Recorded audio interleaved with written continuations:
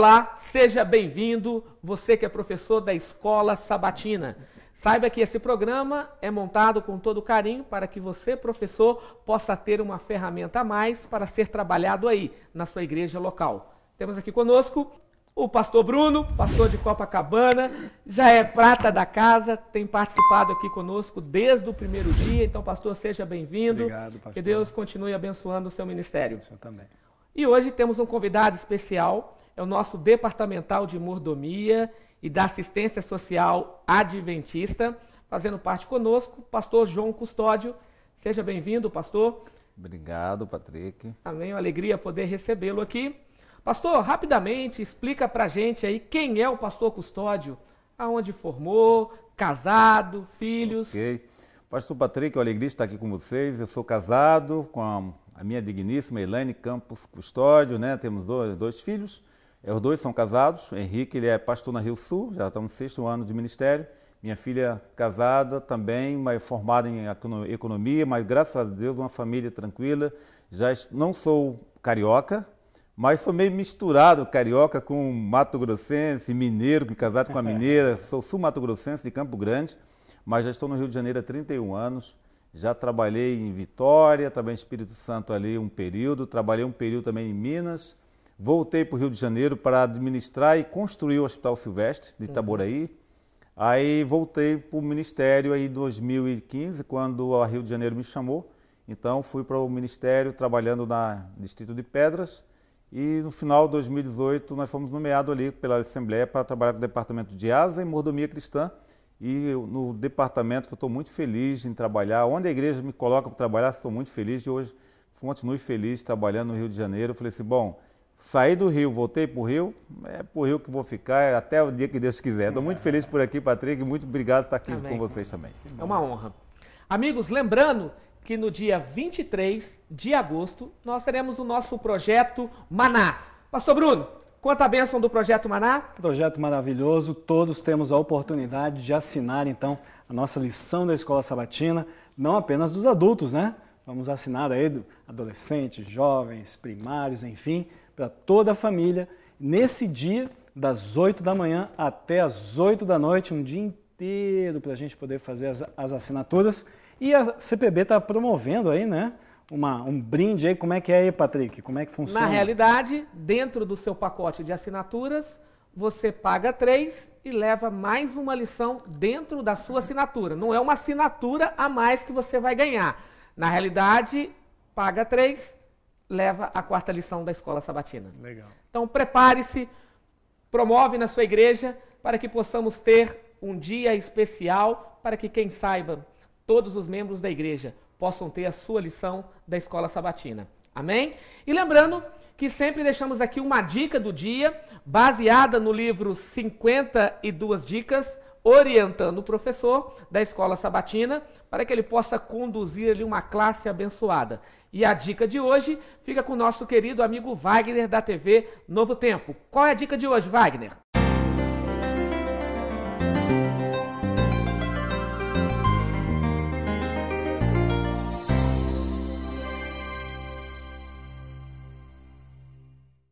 Diante de tantas técnicas e métodos, o preparo mais importante do professor é o do seu coração.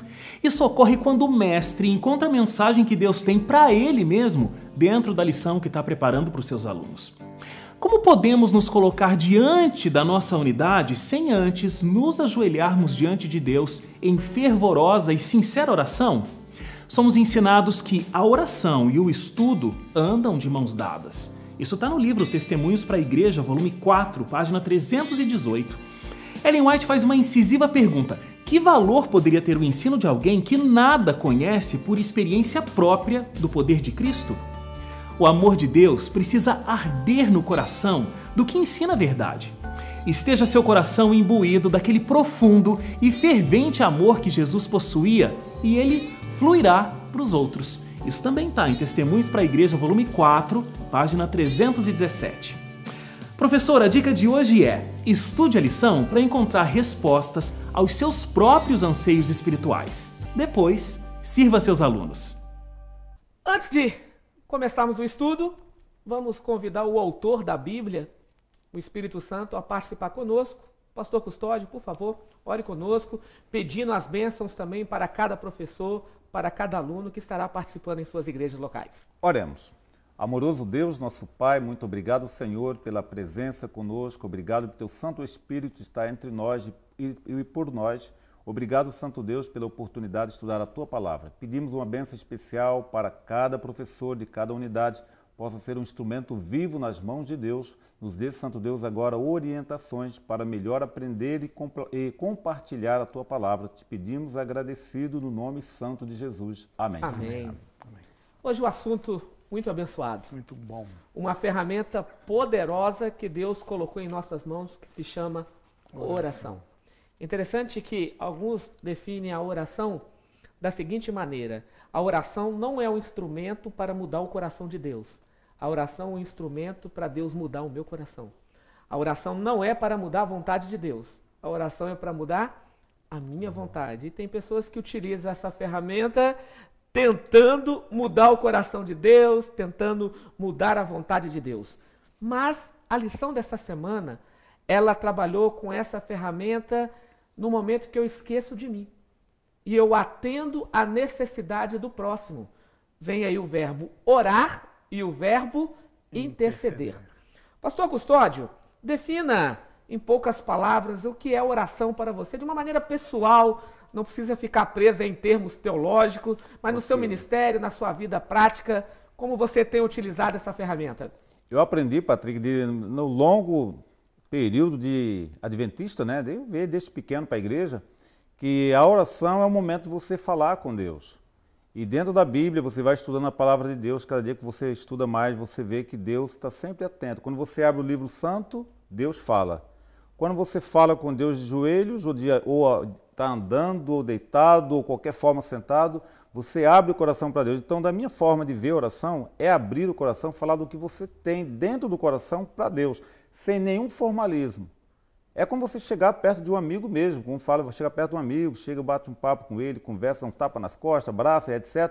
Com Deus, você não precisa pedir licença, Senhor, estou chegando, um formalismo, não. Você chega, abre o coração para Deus, fala do que sente, do fundo do seu coração, com certeza que Deus vai atender conforme a vontade dele, não conforme a sua vontade. Às vezes a oração não é tão rápida, sim, não, espere, né? Então, Deus tem essa forma de nos atender. Mas para mim é abrir o coração a Deus. Pastor Custódio, o senhor falando, né, que não usa muita formalidade, a gente lembra de Cristo, né, quando ele ensina a famosa oração do Pai Nosso. Ele não diz grandioso Deus, ele simplesmente, abrindo o coração, Pai Nosso. É muito bonita essa parte. É interessante que muitas vezes chegamos a Deus de uma maneira mecanizada, né? Eu me lembro bem quando o Giovanni estava com 6, 7 anos de idade, ele estava aprendendo a ler. Ele pegou aquela Bíblia da Charlotte, que vendíamos aí na época de comportagem, né? Aquela Bíblia ilustrada. E ele bateu na porta do meu escritório e ele disse assim: papai, eu posso entrar? E essa palavra é mágica para quem é pai. Mas eu ficaria chateado se o Giovanni batesse na porta do meu escritório dizendo assim: ó grande pai da minha vida, o Senhor que me dá uma boa roupa, o Senhor que me dá um alimento, o Senhor que me deu uma casa para que eu pudesse dormir e descansar. Eu venho humildemente na tua presença, ó meu pai, te pedi um brinquedo que vi na TV. Não é estranho? Muito você gostaria que seu filho chegasse assim até você? Interessante que muitas vezes a gente trata Deus assim. Tratamos Deus assim. Aí vem um formalismo total, quando você deveria... O Patrick, até teve uma experiência essa semana, uma irmã me ligou: pastor, perdi a vontade de orar, estudar a palavra e não quero mais fazer culto. Aí eu falei: irmã, era 3 da tarde. Eu falei assim: irmã, nesse momento, para tudo que está fazendo, vá na sala ou no quarto onde está a sua Bíblia, pegue a Bíblia, leia um texto da Bíblia e fala tudo isso para Deus. Senhor, eu não estou com vontade de orar, de estudar a palavra de Deus, estou perdendo a motivação. Fala com Deus e verás o que Deus vai te responder. Porque não é um formalismo. Fala para Deus. Senhor, eu não estou com vontade de orar. Fala para Deus. Deus sabe o que está sentindo naquele momento. Se você for com formalismo tentar maquiar o que sente para Deus, não adianta. Verdade. Né? Verdade. Então a irmã fez, interessante, repetindo, ligamos depois, já estava na culto da madrugada, falou: pastor, Deus me atendeu, graças a Deus, estou formidavelmente animada e feliz na comunhão com Deus. Amém, Deus seja louvado, pastor. Bruno, ele definiu oração. Defina para a gente agora o verbo interceder nesse contexto de oração. Interceder, você deixa o foco sair de você, né? Embora você também tenha que amar o próximo como a você mesmo, mas você não é o centro das atenções. Você vai se lembrar de pessoas, você vai ter um propósito. É como se você tivesse uma agenda. Bom, 9 horas eu vou fazer isso, 10 horas eu vou fazer aquilo, 11 horas eu vou fazer isso. Hoje eu vou orar pelo fulano e eu quero orar por isso aqui. Interceder envolve não apenas os aspectos da nossa necessidade material, mas da nossa necessidade espiritual, que foi muito bem tratada pelo autor da lição, bem agora no começo, abrindo, né, nessa parte de sábado, onde os membros da igreja, eles não apenas oravam, eles sentiam a necessidade de orar e orar pelos outros. Então, interceder envolve, sim, nos preocupar com pessoas, não apenas da nossa família, mas também do nosso círculo de igreja, trabalho. É interessante que dentro da Bíblia encontramos 5 modelos de oração. Temos oração de confissão, oração de agradecimento, oração de uma maneira de pedirmos, então uma petição. E temos também a adoração através da oração. Interessante que quando nós colocamos a oração em adoração, é um momento que eu não vou pedir, é um momento que eu não vou agradecer também. E acredito que essa, querido professor, seja uma das orações mais difíceis para nós. Porque geralmente, quando eu dobro os meus joelhos e vou orar a Deus, ou eu estou pedindo, ou eu estou agradecendo. Mas como então pegar a oração agora e colocar em adoração sem pedir e sem agradecer? Não seria interessante você fazer um teste com seus alunos? Quem sabe 1, 2 minutinhos, orar sem pedir e sem agradecer? Isso aqui, o livro de Salmos ajuda a gente nesse ponto, porque o livro de Salmos tem vários pontos de adoração e ali ele entra um pouco nessa parte formal, mas ele não entra nessa parte formal de maneira mecanizada. Ele reconhece a identidade de Deus, então ele é como se abençoasse, né? Bendito seja o nome do Senhor. Isso é um tipo de adoração. Uma oração em adoração. Em adoração. Ok. E por fim, temos a oração intercessora. Pode falar, pastor? Eu acho interessante, Patrick, como nessa oração intercessora, quando Davi orou, quando também teve a igreja fazendo uma oração intercessora, no capítulo 12 de Atos ali, a igreja sabia que Pedro estava preso. Eu imagino que Pedro não sabia que a igreja estava orando, mas os efeitos ele colheu. Foram sentidos. E eu acho isso extraordinário. Sim. Isso me traz uma garantia tão grande que eu posso orar por alguém, mesmo que ele não tenha conhecimento a respeito das minhas orações, mas a minha oração pode fazer muito na vida daquela pessoa que eu estou intercedendo a Deus, pedindo para ele. Você ora por, como diz Tiago, né? Se tem alguém doente, pede o ancião, o bispo para que ore. Então vale muito a oração do justo.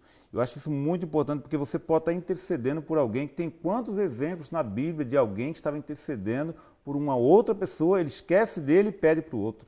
Isso é muito importante. Interessante, pastor Custódio, usando o texto de Pedro, Ellen White diz que não só o local tremeu, mas o inferno tremeu com a oração da igreja. O inferno tremeu. Exatamente. Tem um texto que eu acho um texto formidável, de Parábola de Jesus, de página 250, Patrick, que fala assim, ó, a oração traz Jesus ao nosso lado e dá à alma fatigada, perplexa, novas forças para vencer o mundo e a carne e o diabo. A oração desvia os ataques de Satanás. Amém. É forte, né? Muito, muito. Pastor Bruno, temos uma oração modelo intercessória na Bíblia.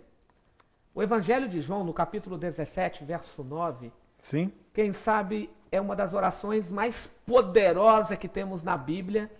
O capítulo tem o título A Oração Sacerdotal de Jesus Cristo. E sabe qual é a alegria? É saber que Cristo intercedeu por mim. Essa parte, o autor ele deixou bem curioso, né, o pastor Mark Finley, né? Eu achei muito legal. A gente fala muito de oração e ele tocou num ponto que a gente não está acostumado a ler e ouvir nos sermões, que Jesus orou. A gente está acostumado que Jesus respondeu, ajudou, curou, mas ele orar, isso foi muito bonito. E aqui no capítulo 17, a famosa oração de Jesus, Esse verso é lindíssimo. Eu posso ler aqui Claro, o verso leia, 9 por aqui? favor, verso 9 do capítulo 17. É por eles que eu rogo. Não rogo pelo mundo, mas por aqueles que me deste, porque são teus. Olha que oração poderosa.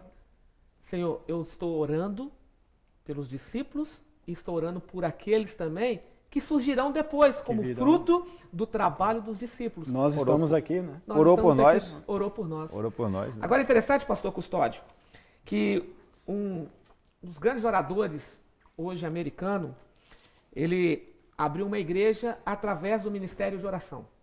E ele disse assim: as pessoas podem recusar o nosso amor ou rejeitar as nossas palavras, mas elas não têm defesa através das nossas orações intercessórias.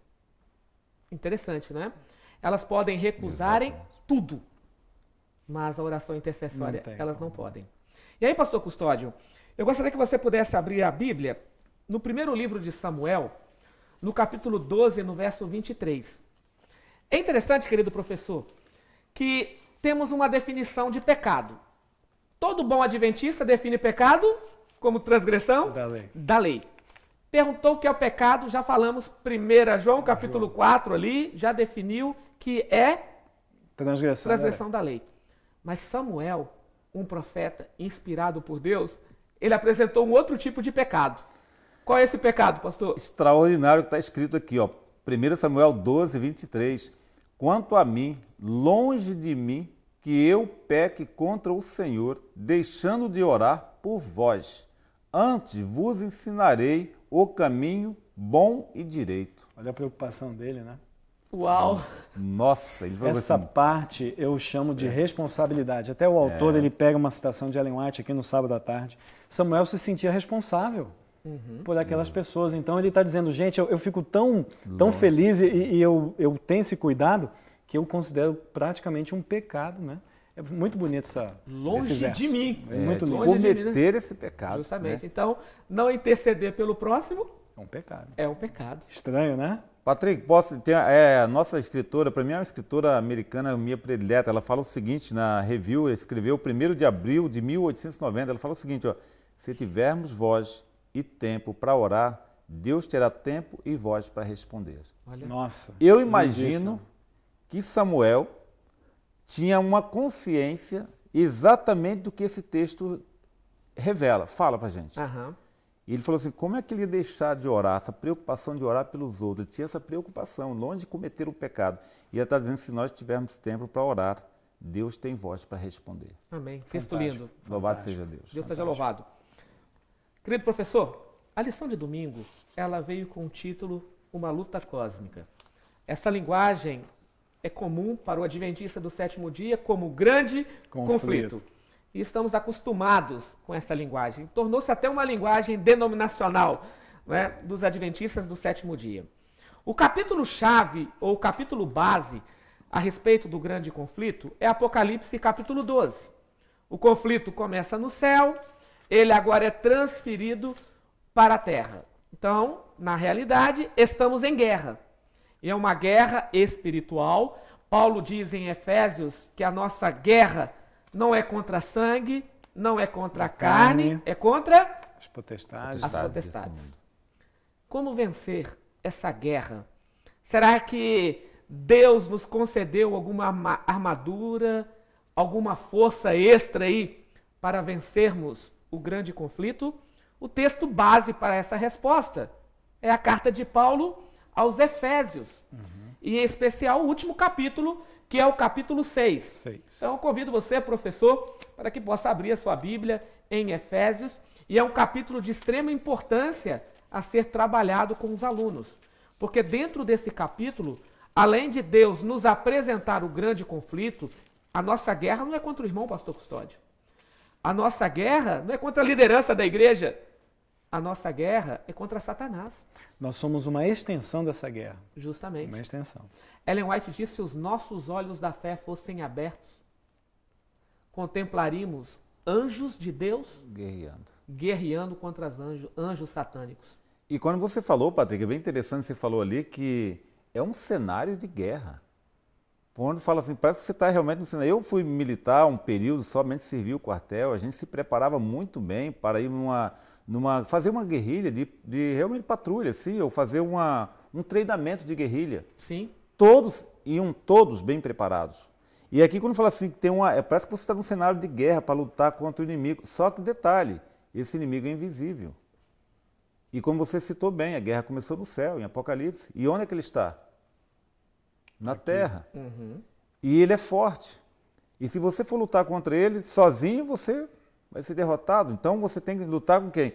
As armas que Deus colocou nas nossas mãos para você poder ser protegido. Sim. Eu achei isso super importante. Não, fantástico o texto. Vamos então a Efésios, capítulo 6? Aqui. Vamos lá então, verso 11 a 13, pastor Bruno.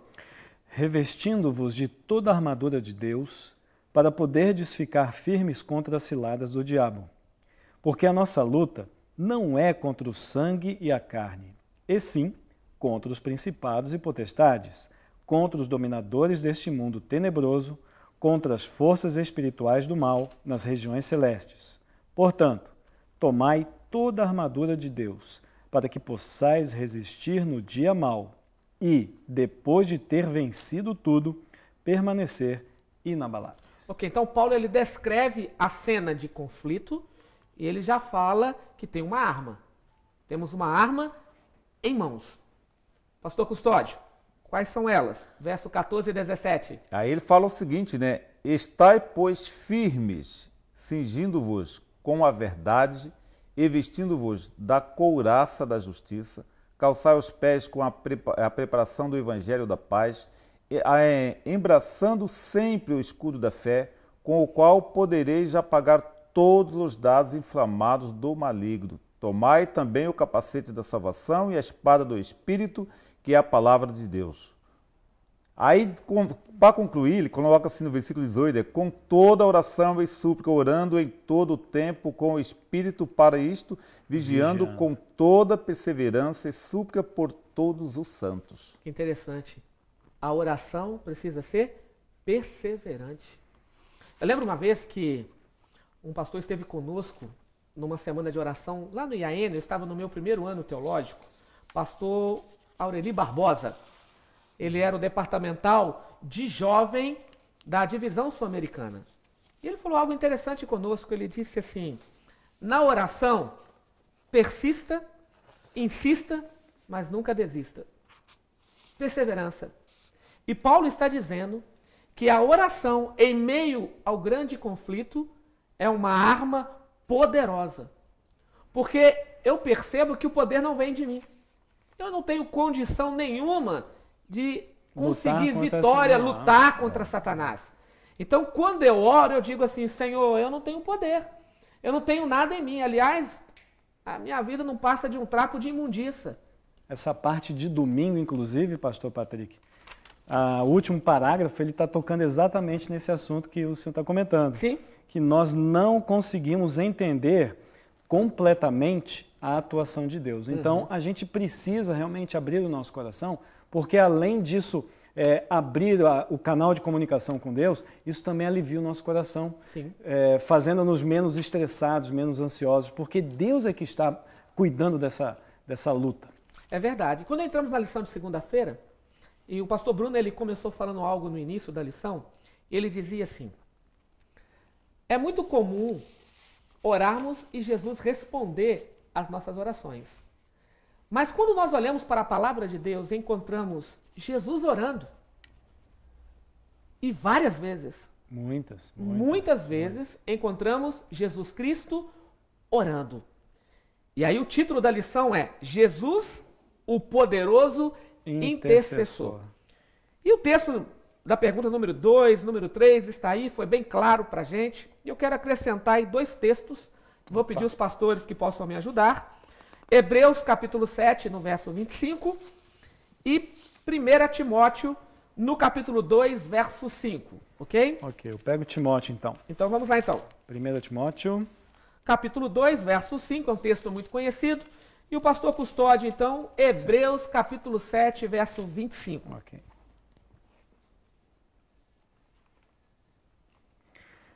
1 Timóteo 2,5 nós lemos: Porquanto há um só Deus e um só mediador entre Deus e os homens, Cristo Jesus, homem.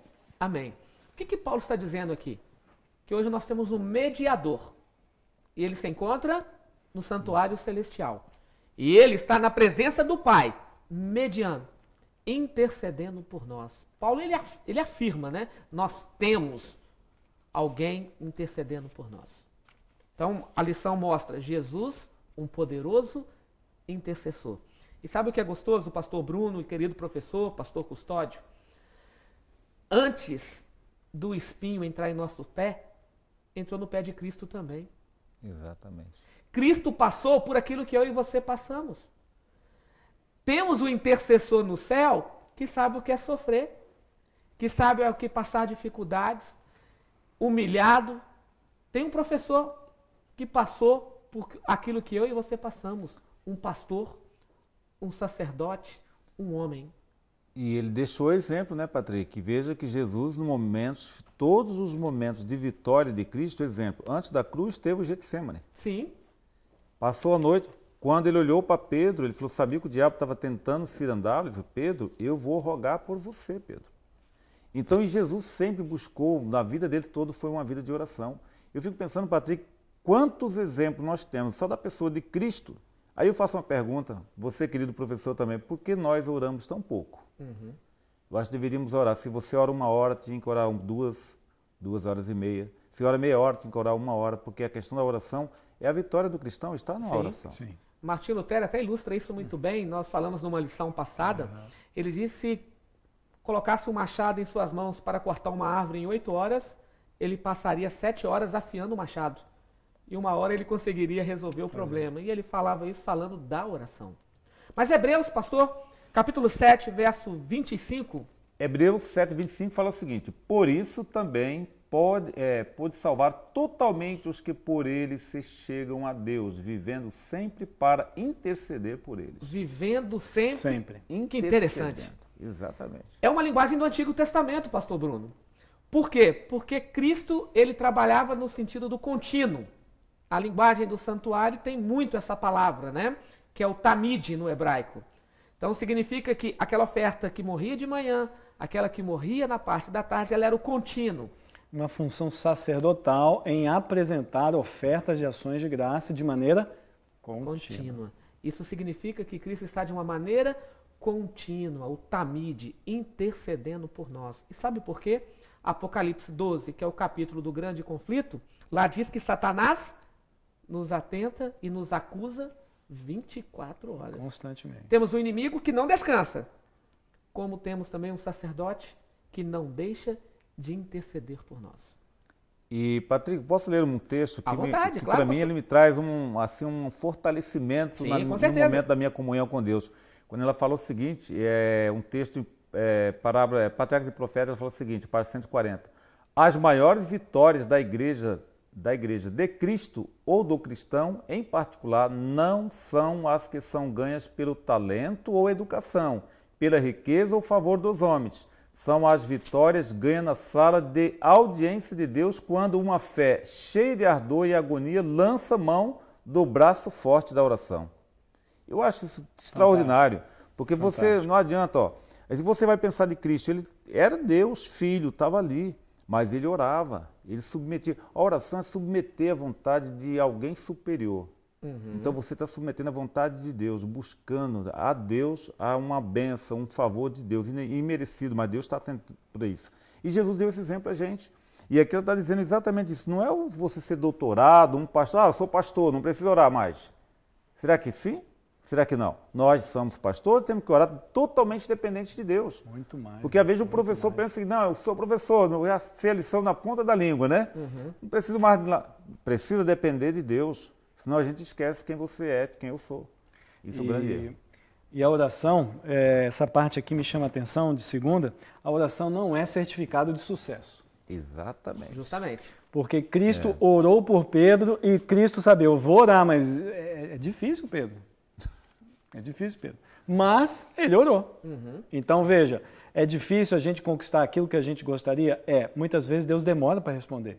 Não é um certificado de sucesso, mas é o quê? é a minha vida, é o meu respirar, né? Como Ellen White trabalha essa ideia, né?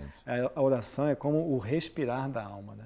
Então é nesse sentido, a gente, como o pastor Custódio falou, insistir, mas sabendo que a gente é uma luta constante. Ok, e Paulo? Paulo também foi um exemplo de um joelho que dobrava-se, Fantástico. intercedendo pelo próximo. Interessante que Paulo ele era um pioneiro. Paulo viajava e ali ele inaugurava igrejas. Algumas ele teve a alegria de retornar, rever os irmãos, mas em outras ele estava preso. E aí a lição de quarta-feira e terça-feira, vamos pegar terça-feira um pouco primeiro, eu já entro na lição de quarta-feira. Ok. As orações intercessórias de Paulo. Temos aí duas igrejas. A igreja aos Efésios e a igreja aos Filipenses, né?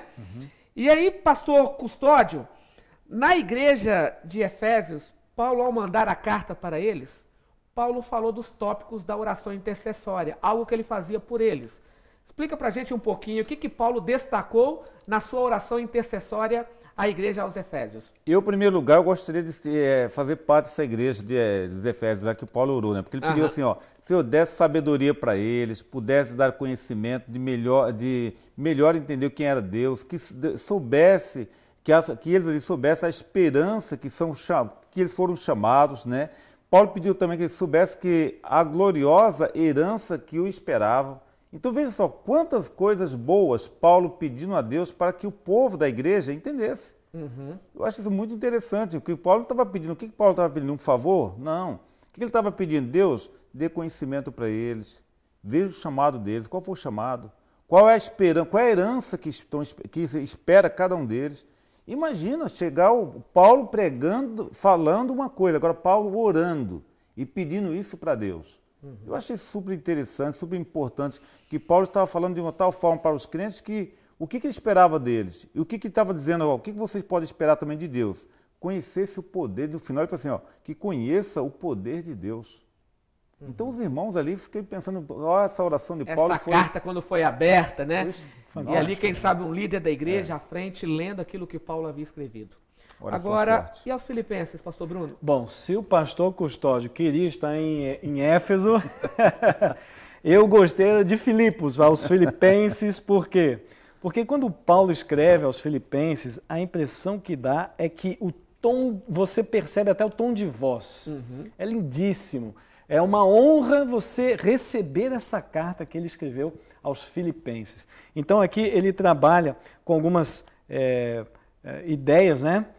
A cooperação do evangelho, que o amor aumente, os frutos da justiça. É muito interessante você ver como Paulo ele trabalhou. Inclusive, eu queria pegar um verso que eu ressaltei aqui no meu estudo. Sim, pastor. Que é o verso 6. O verso 6 é um dos versos mais famosos da Bíblia. Filipenses 1,6 diz assim: estou plenamente certo de que aquele que começou boa obra em vós, há de completá-la até o dia de Cristo Jesus. Esse verso é uma promessa lindíssima, onde eu entendo o seguinte: eu posso ser professor da escola sabatina, líder de igreja, pastor da igreja, eu sou uma pessoa incompleta sem Jesus. Sem Deus eu sou parcial, eu não sou completo. E isso é muito bom, eu me senti bem, eu me senti total, 100%, integral com Deus na minha vida. Isso para mim é fantástico. Agora, interessante, querido professor, e a lição de quarta-feira, poderes invisíveis em atuação. O capítulo 12 do livro do Apocalipse, ele fala de como começou o grande conflito. O capítulo 10 de Daniel mostra o que acontece conosco dentro do grande conflito. Esse é o dia profético da lição. Esse é o dia profético da lição. Eu estou no livro profético agora. Interessante que o capítulo 10 do livro de Daniel é um momento que o povo de Israel estavam libertos do cativeiro. Porque Ciro havia libertado o povo de Israel. Alguns decretos foram escritos para que as muralhas de Jerusalém pudessem serem reconstruídas novamente. Só que alguns problemas começaram a surgir. E o profeta Daniel não entendia aquilo. E ele foi orar, ele foi jejuar. E ele fez isso durante 3 semanas, né? O texto diz. 21 dias. 21 dias orando e jejuando. Não era um jejum absoluto. Ele especificou ali o que ele deixou de comer. Eu não comi carne, não comi manjares. Ele especifica. Provavelmente uma comida mais leve. Uma comida mais leve, algo mais saudável, né? Só que em um dado momento, Deus abre o leque do grande conflito para ele. E Deus fala assim, ó, algumas coisas estavam bloqueando a sua oração de chegar a mim. E o que seria isso? E aí a lição trabalhou dizendo o seguinte, o príncipe do reino da Pérsia. Uma expressão, e agora, né? Se é um livro profético, não pode ser entendido da maneira que se lê. Literal. Literalmente, não pode. Então, quem é que o príncipe da Pérsia que estava impedindo que o povo de Israel pudesse reconstruir as muralhas de Jerusalém? Uma pista que a gente pode pegar na lição é o grande conflito. Aham. Se o autor, pastor Mark Finley, já começa falando que existe um grande conflito, a gente coloca o príncipe da Pérsia e ele não está sozinho, porque à medida que a gente continua a leitura até o corpo da lição, ele vai colocar ali um novo personagem. Não apenas o príncipe, mas também um outro personagem chamado Miguel. Então nós começamos a entender, opa, quem é esse Miguel, quem é esse príncipe? São 2 personagens, eles não podem ser interpretados literalmente. O livro de Daniel está dando essa deixa profética. Então, será que eles estão inseridos nesse contexto do grande conflito? E a lição ela vai dar essa deixa para a gente bem clara, onde o príncipe do reino da Pérsia é o inimigo e Miguel, representando então a divindade, a parte boa, né, desse conflito, representando então Cristo, e aí a gente pode trabalhar com a nossa classe de escola sabatina a luta entre Satanás e Jesus. Patrick, me chamou a atenção também a parte de Daniel. Parou para pensar que Daniel estava confuso, mas ele estava orando durante 21 dias. Sim. E aparentemente o primeiro, segundo, até o 21º dia nada aconteceu. Até quando você falou ali, se manifesta, Deus vai diretamente agora trazer a informação para ele. A oração não é um certificado de sucesso. Então, né? Isso aí me chamou muito a atenção. Eu estava olhando ali, pensando em Daniel. Porque Daniel, ele orou fervorosamente a primeira oração dele. E se ele parasse, 20º dia, nada aconteceu. Não deu nada. Desistir, isso é uma coisa que vai acontecer. Que é uma característica humana, né? Exatamente. Desiste fácil, né? Mas ele foi, aquilo que a lição falou lá atrás, a respeito daquele texto que nós lemos há pouco, de Paulo, perseverar na oração. Eu preciso perseverar no meu pedido a Deus. Não importa quanto tempo Deus vai demorar para me responder. Para Daniel foi 21 dias. Para ele foi 21 dias aparentemente curtos? Não, foram longos dias. Sim, sim. Mas ele foi perseverante e na hora exata. Deus sempre responde na hora certa. Isso me chamou a atenção. Antes de passarmos para a lição de quinta-feira, sabe o que é interessante, querido professor? Daniel, enquanto estava com problemas, Daniel não foi reclamar com irmãos da igreja. Daniel não foi reclamar com o pastor da igreja. Daniel dobrou os joelhos e foi falar com Deus. Que é o dono da igreja. Foi direto. Se eu posso falar com o presidente, para que eu vou no vereador? Não é verdade? Vamos direto ao ponto. Exatamente. Outro dia eu vi uma frase numa porta de uma igreja evangélica que dizia assim: se você está com insônia, não fique contando cordeirinhos, fale com o pastor. E a gente fica inventando moda à noite, está sem sono, é Netflix, vou assistir isso, vou assistir aquilo, porque não podemos dobrar os nossos joelhos, né? E eu abro esse assunto falando da lição de quinta-feira, o foco da oração. E eu fecho ela, por que eu estou fechando a lição? Porque é um momento pessoal. A lição de quinta-feira é uma lição pessoal. Qual é o meu foco da oração? Eu iniciei falando que existem 5 formas de orarmos. Eu posso agradecer, eu posso pedir, eu posso adorar, posso confessar e posso interceder. O pastor Custódio, além de pastor, é escritor também.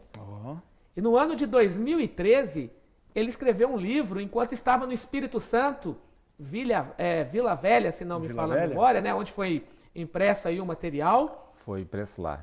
Foi impresso lá, justamente. Então, pastor, fala um pouquinho, o livro fala de oração, pastor Bruno.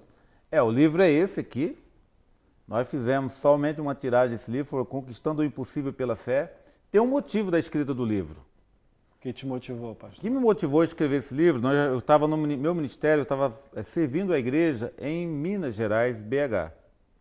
Aí nós, durante um período lá, estava fazendo um projeto com um grupo de jovens, grupo de oração. Então nós já começamos a cadastrar o jovem com essa menina que escreveu o livro comigo, que era uma advogada, Cássia Vieira. Então nós começamos a cadastrar as pessoas para fazer parte daquele grupo de oração. E tinha colocado assim nas igrejas, vários livros, para só colocar o nome e o RG.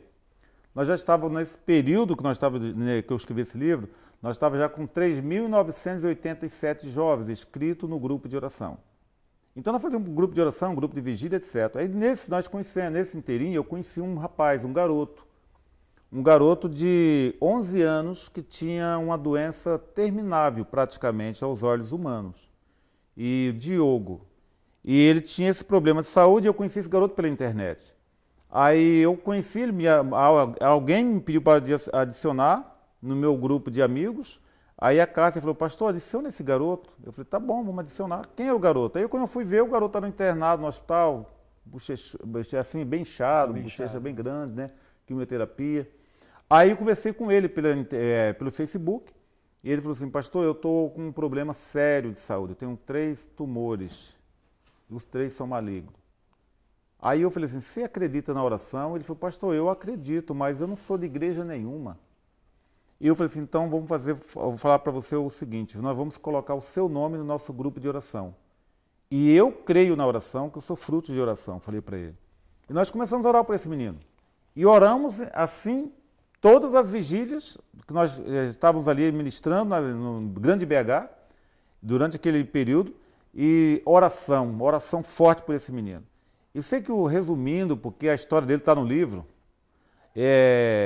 resumindo a história dele, eu conheci quando foi dia 28/11, que era o Dia Mundial do Desbravador, dia 28/11, o último sábado do mês 4, dia 28/4 de 2011, era o Dia Mundial do Desbravador, naquele ano, na igreja da Grande BH, eu estava pregando, e eu falei assim, eu vou pregar na igreja, perto do seu bairro. Você saiu do hospital, está em casa. Vá na igreja, eu queria conhecer você lá. Aí esse garoto foi lá, eu tenho umas fotos com ele. Ele foi lá, quando ele chegou assim na igreja, eu estava sentado lá atrás, a igreja toda ornamentada com barraca, desbravador, tudo, mais de 100 desbravadores tinha naquela igreja. Legal. Aí eu queria realmente vê-los naquela festa com todo mundo, com alegria com todos, mas eu realmente queria ver, era o Diogo. Eu queria encontrar o Diogo. Aí quando eu fiquei lá atrás, no ponto estratégico da igreja, quando o Diogo entrou, eu falei, é o Diogo. Eu falei, ô Diogo, tudo bem? Sou o pastor Custódio, tudo bem? Ele, ô pastor, ele me deu um abraço, um garoto legal demais, conversei com ele. Sei que eu conversei com ele, comecei a conversar com ele e me emocionei. Aí eu falei, Diogo, estou orando por você, cara, mas que legal te ver aqui na igreja. Ele falou assim, pastor, estou muito feliz, eu nunca entrei numa igreja adventista. Eu falei, que legal, Diogo, que bom você estar aqui, cara, esse aqui é o teu lugar, falei para ele. Senta aqui com a gente, sentou comigo ali, bati um papo com ele, falei, Diogo, eu vou dizer para você uma coisa, Deus já disponibilizou, falei nessas palavras, disponibilizou uma bênção para você, é a sua cura, você crê? Ele falou nessas palavras, eu recebo, pastor, eu recebo a cura. Aí conversei com ele, bati um papo com ele, daqui a pouco chegou a diretora do clube de desbravador, chegou assim, pastor, tem um garoto aí que quer ser investido de lenço.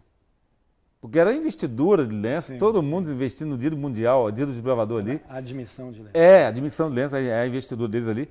Eu, pastor, mas como é que vamos investir um garoto que ele vai se tornar desbravador como ele nunca foi desbravador?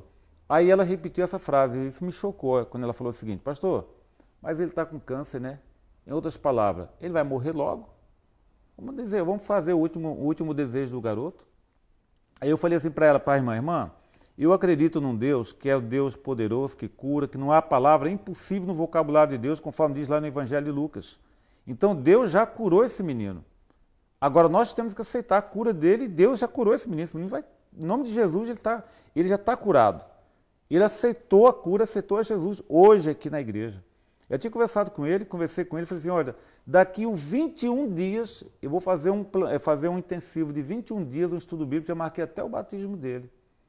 Aí eu falei assim, pode investir o garoto como diretora do clube e eu como pastor. Aí ele entrou na igreja com lenço nas mãos, entrou ali naquele momento com lágrimas, descendo as lágrimas assim, o garoto chorando, a tia dele sentada ali, a tia dele tinha ido morar na Holanda por 6 anos, estava com depressão profunda, eu até conto a história dela aqui também. Queria vir para a igreja, comecei a estudar a Bíblia com o garoto e com a tia.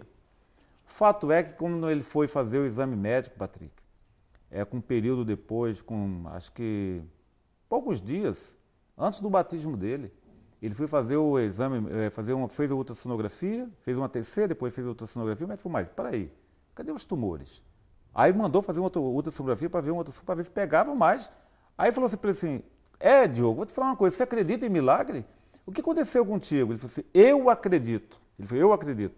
Porque tem mais de 3.900 jovens da igreja adventista do sétimo dia orando por mim. E eu falei para o pastor, o dia que eu conheci o pastor, que eu aceitava a bênção de Deus, que era a minha cura. Ele falou, você não tem mais nada. E eu vi os exames. Amém. Não tinha nada. E o garoto, quando foi 21 dias depois, eu estava dentro do tanque batismal, com o Diogo, com sua tia, e até hoje estão na igreja de BH, frequentando lá, com 18, 19 anos já o garoto. E aí o senhor escreveu o livro. Aí me motivou a escrever o livro. Eu não queria escrever o livro, não. Aí os irmãos falaram, pastor, escreva que o poder da oração, essa oração é muito forte. Pastor, fale sobre oração. Aí isso me motivou a escrever o livro, que fala sobre conquistando o impossível pela fé. Legal. E eu acredito na oração, porque foi um testemunho. O garoto, quando eu saí de lá, fui chamado para o Rio, ele pegava o punho dele, assim, fechado o punho, ele falava assim, pastor, no momento que eu estava na crise, eu não aguentava, às vezes, o peso da camiseta sobre o meu abdômen. Agora ele pegava a mãozinha fechada, dava um soquinho nele. Agora eu estou curado, pastor. Amém. Aí eu achava aquilo maravilhoso, como Deus é grande. Amém. Deus seja louvado. Amém. Entendeu, professor? Porque eu disse que era o momento de fecharmos a oração. Sem dúvida, uma e história fecharmos, lindíssima. Aliás, fecharmos a lição. Porque Deus tinha algo maravilhoso. Obrigado, pastor Custódio, por compartilhar conosco essa bênção, essa história linda. O pastor Bruno estará orando, encerrando mais uma lição que foi preparada para você, professor da Escola Sabatina. Oremos então. Querido Deus, muito obrigado, querido Pai, porque através da Tua palavra nós temos esses ensinamentos, nos orientando a falar não apenas só entre nós, mas também com outras pessoas, intercedendo por elas. Amém. Que essa oração possa chegar ao Teu trono de graça, através do Teu Espírito, pela intercessão de Jesus, e que nela vá o nome de todos os professores, Teus amigos, nossos irmãos. Obrigado por essa história lindíssima que acabamos de ouvir e obrigado porque o Senhor é o nosso Pai, o nosso amigo. Nós te amamos e queremos agradecer muito por isso. Em nome de Jesus é que pedimos e agradecemos. Amém. Amém. E continuamos com o nosso quadro, o Desafio da Semana. E essa semana é um professor de Copacabana. Opa, é isso aí. O professor nota 10 que nós vamos homenagear e vamos aqui agradecer é o Francisco. Aí, Francisco, muito obrigado. Não apenas na parte presencial, mas online ele também está ajudando aí. Amém. Com muita maestria, muito carinho. E lembre-se, eu estudo a lição. E você?